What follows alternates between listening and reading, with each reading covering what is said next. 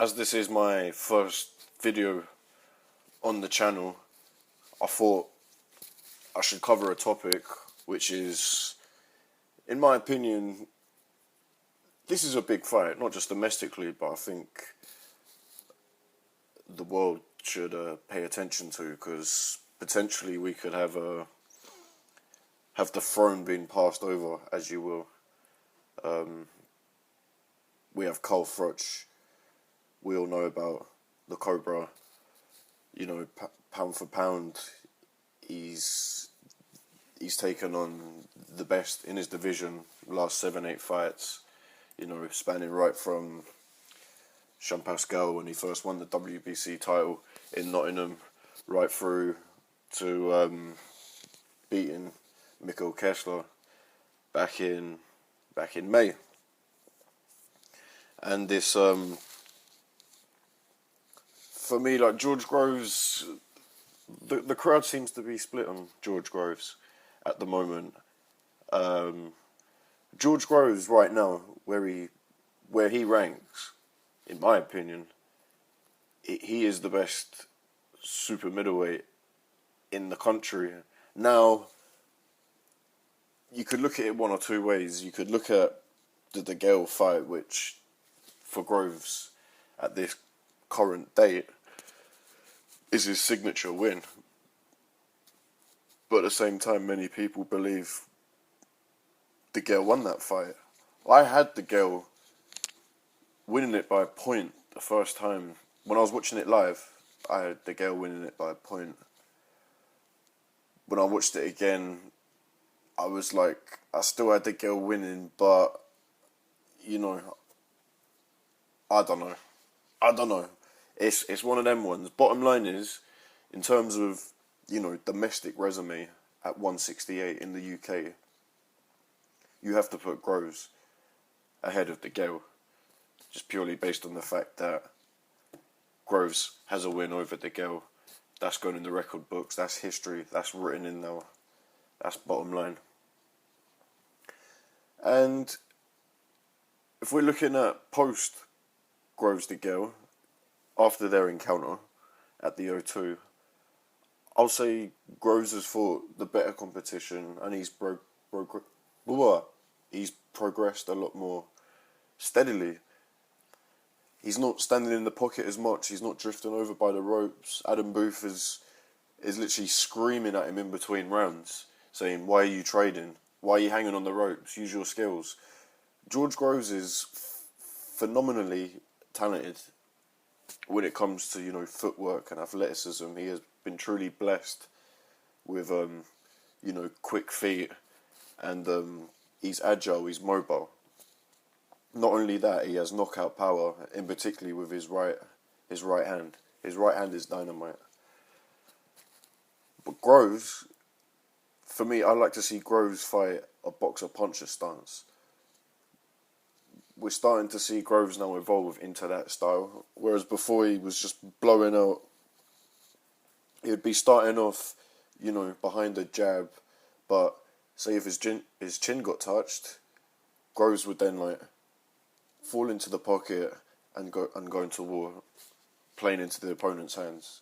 You know, it took him a while to just, you know, get his mind right. You know, when you do get hit, keep your cool, keep your head, and still implement your plan. You know, Groves De Gale.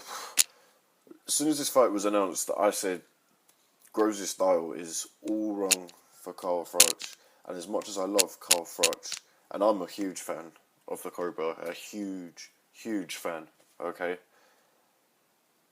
I just, as great as the signature wins Froch has had over, you know, Bute, Kessler, Pascal, Taylor, Abraham, you name it, I'll never forget that Andre Dorrell fight. I'll never forget the Dorrell fight. Because when I was watching that fight live, that was his first fight in the Super 6. And remember, Carl Froch was going into that tournament joint favourite with Andre Ward. It was Andre Ward and Carl Froch who were tipped for the final. And that's how it ended up. But in the moment, you know, Carl Froch got the shock of his life in that fight.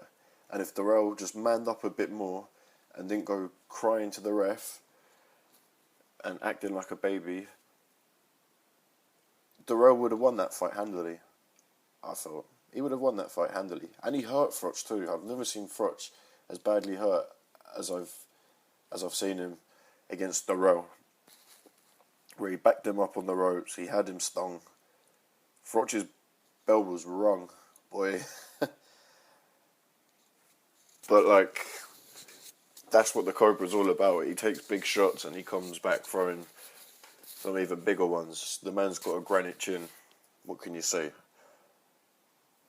I think the mind games that we've seen develop for this fight also, Froch is already, he's enticing Groves, into a war.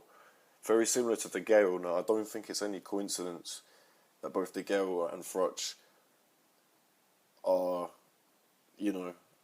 trying to draw Groves into a game plan, because I think both of them know that Groves has them beat when it comes to footwork, mobility.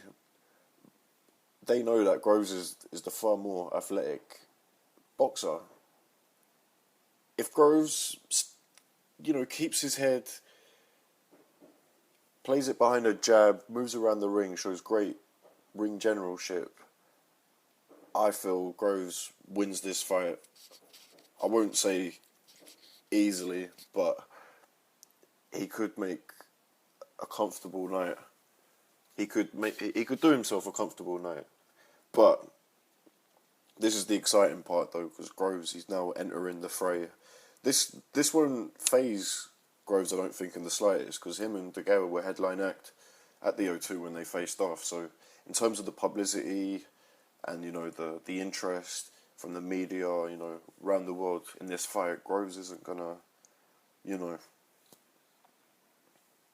that's not gonna dawn on him too much. And I think certainly, as Adam Booth alluded to in a interview with Sky Sports News not too long ago, that Groves' state of mind, his psychology, he's gotten so strong now. We're starting to see him mature, and I've seen that too, not just